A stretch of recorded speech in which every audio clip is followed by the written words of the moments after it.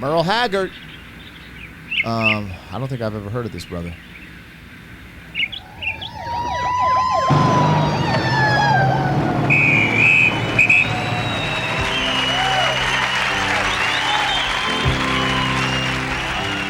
I wish the buck was still silver. Okay. And it was back.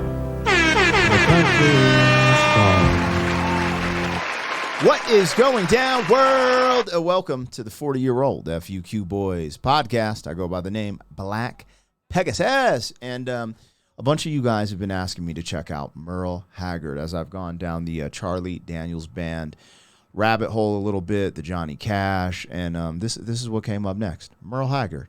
And the name sounds like something like, but I've never heard any of his music. The song that I picked are The Good Times Really Over? I Wish a Buck Was Still Silver. And from that first bar, I'm like, that's crazy, man.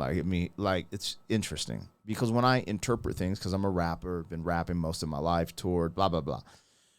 But when I interpret these things, I interpret it from almost like a rap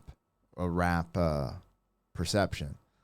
So I'm listening to the lyrics and he's coming in, it's country music, right? That's the vibe I'm getting. But he's swinging, man. Like he's swinging at the Fed, bro.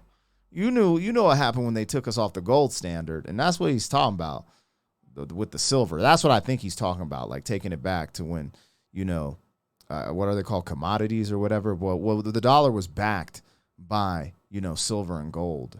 But the gold standard was like lit, like when you really knew there was value in your paper money. So I don't know how old this is, but this topic comes up now in 2024, especially after the pandemic. Anyways, let's get it popping, you guys. We're going to get into this. Merle Haggard. Like, share, comment, subscribe. 40-year-old boys are back in town. 40. Boys are back in town. 40-year-old boys are back in town. The boys are back in town. 40-year-old FUQ Boys podcast. Malt liquor for your ears. 40. All right, y'all. Let me take down this logo and pull the video up. Don't forget to support the original content on the channel. Just released this medieval parody of Usher featuring Ludacris. Yes. Check it out if you get a chance. I got some hip hop rap music coming. I mean, it's funny because when I do these reactions, I can't imagine a lot of you guys listen to rap music like that.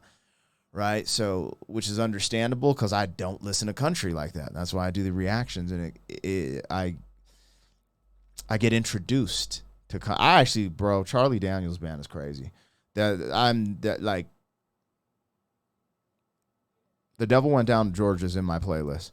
Willie Nelson's You're Always on My Mind. I don't know what it is about that song. And it's not the performance on YouTube. It's the recorded one where the ladies in the background doing some of the overdubs. Fire. So it's fun discovering new music and getting introduced to stuff. I don't expect you guys to love all my stuff, but if you can, support the original stuff. I appreciate it. If you want to join up with the crew and become a member of the channel, links in the description. All the stuff I'm working on, all the reactions are in the membership early. But there's no obligation. Your only obligation is to like these videos, especially because it's free. All right, let's get it popping. This is Merle Haggard. Are the Good Times Really Over?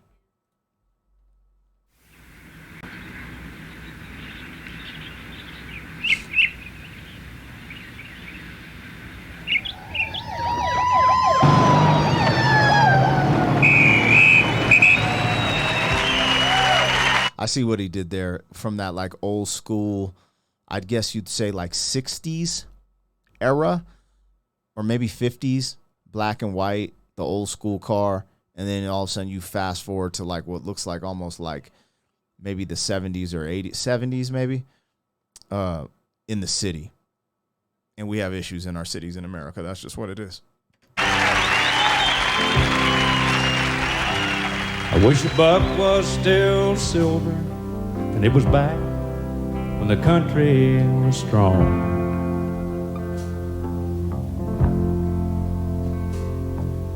Back before Elvis, before the Vietnam War came along.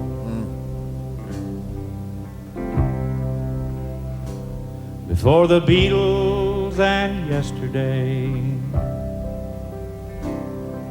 when a man could still work and still would.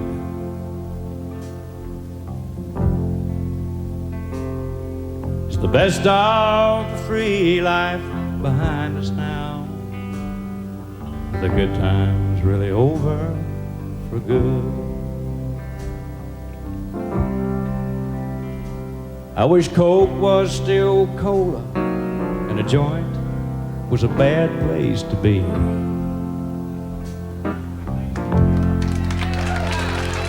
It was back before Nixon lied to us all on TV.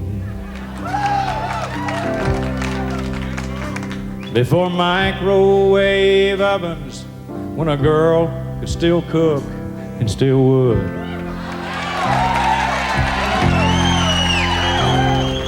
It's the best of the free life behind us now. The good times really over for good. Bro, he going crazy, man. He's going crazy. You know what's interesting about America? Sometimes, you know, there's like racial division, right? Like, y'all see what, you know. I don't want to turn this into like a racial division thing, but I want to say something. Because when I see this imagery, right, a lot of people from the outside, it doesn't matter what community from, they're like, how, they might question, like, how does this speak to you, right? And I try to be open because essentially I don't see any imagery that would speak to where I'm from, the things I've seen personally in my upbringing, you know, the people that I grew up around, right? I don't see anything that looks like that to me from any of this imagery. But I wanted to say that to also say that this song really connects with me. It really connects with me. So someone from the other side of the tracks, and we'll see, we haven't even gone through the full thing. I'm just saying the visual representation of this, like, I don't need to be represented in this to connect with what he's saying. And I think trying to get away from the racial divisiveness, like being real about things that happen, right? Because tribalism is really the core of all this. But getting away from being triggered by certain things like da-da-da-da-da, because I've noticed people get triggered by certain things, but not being able to hear the truth. Everything he said was true. And it actually resonated with me at such a core level. I'm a little taken back, right? He said he wished, oh man, I might have to go back and say the lyrics, bro. Like, this is really deep, what he is saying, and it's absolutely true. I wish Coke was still cola, not, I wish the joint was still a bad place to be. So you guys have to tell me, this is the opposite of outlaw country, or was he a part of that? Because from what I understand, outlaw country is like the Hank Williams Jr. type of brothers, right? And they're smoking joints and they just doing their own thing. He's more in my vein. I don't know if you guys knew this, but I've been straight edge my whole life.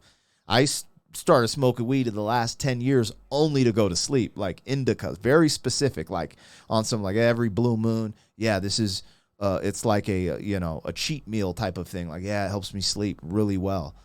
But I've been straight edge. I've never been drunk in my life. So a lot of these core values that he's speaking, even though I did some things that I'm not proud of in my youth, he's saying some real stuff.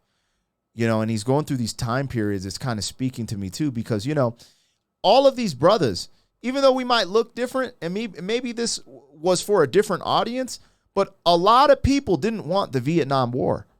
And he mentions it, and we can all agree, like Nixon, like, bro, it's so cool because even I just feel like this is a come together moment. And I feel like, I don't know how, maybe I misplaced the way I'm saying this, because that's what I'm trying to say. What he's saying is true, and we should all come together on a lot of this stuff, right? Our dollar isn't backed by nada. They're printing up money now. Inflation is crazy.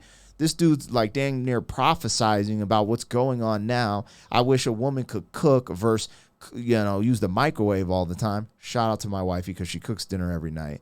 I love you. But that's rare. That is rare. You know what I'm saying? Everything he's saying is like hitting a vital nerve. Like I'm talking way more than I'm listening at this point. Anyways, hopefully I didn't misrepresent. Like it's weird, man, when you start talking about what I call the truth, like things you see, and trying to not tap dance around scary issues or topics that people are just so scared of. This isn't a we are the world moment, bro.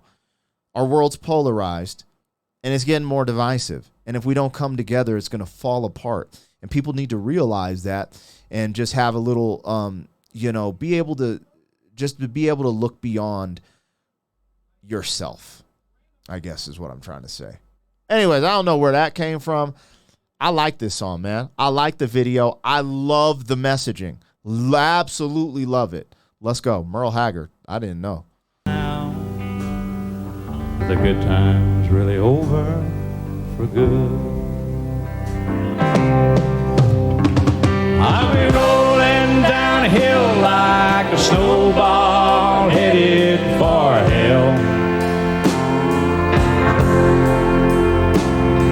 with no kind of chance for the flag or the Liberty Bell. Wow.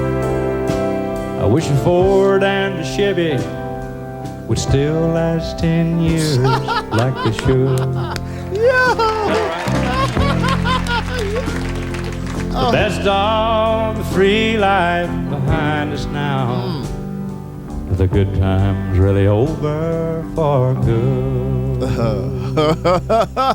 Stop rolling downhill like a snowball headed for hell. Sing it with me. Stand up for the flag and let's all ring the Liberty Bell. Let's make a Ford and a Chevy that would still last 10 years like they should. 'Cause the best of the free life is still yet to come. The good times ain't over for good.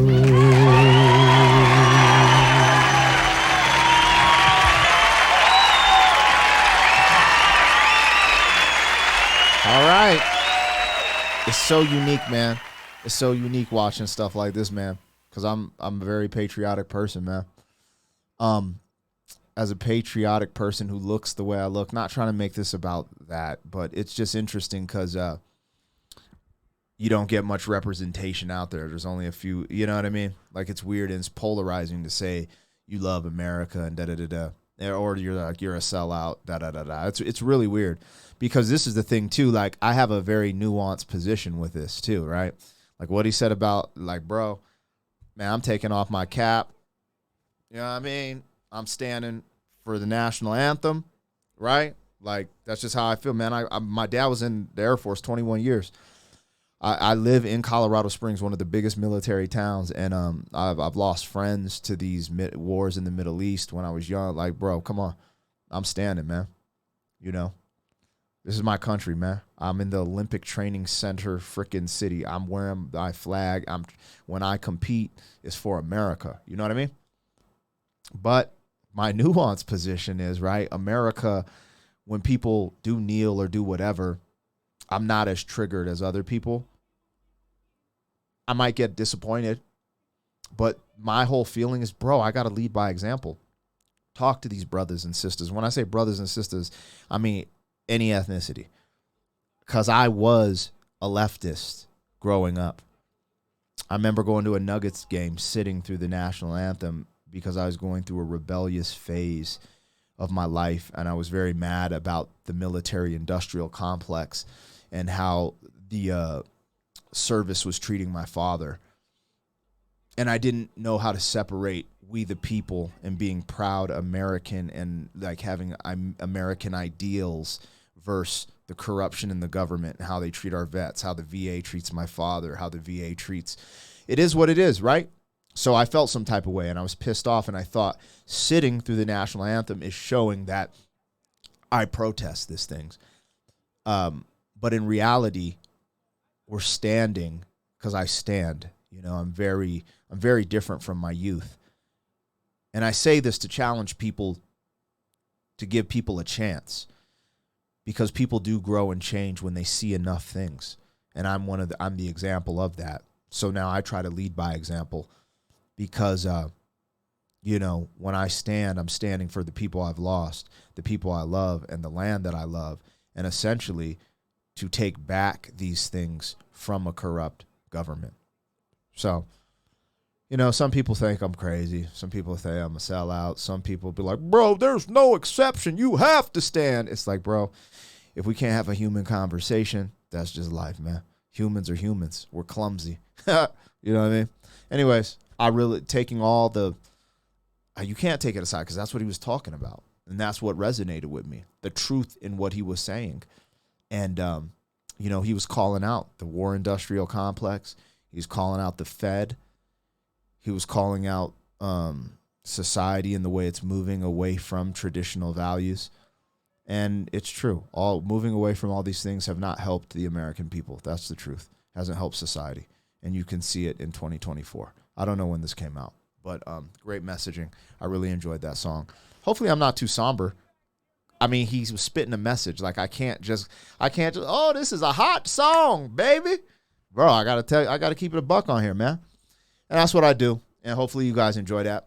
And if not, sayonara. All right, like, share, comment, subscribe. I'll catch you on the next one. Merle Haggard, I really enjoyed that. Thank you, brother. Peace.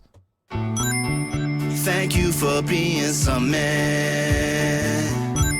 40 years down the road, back again. FUQ boy.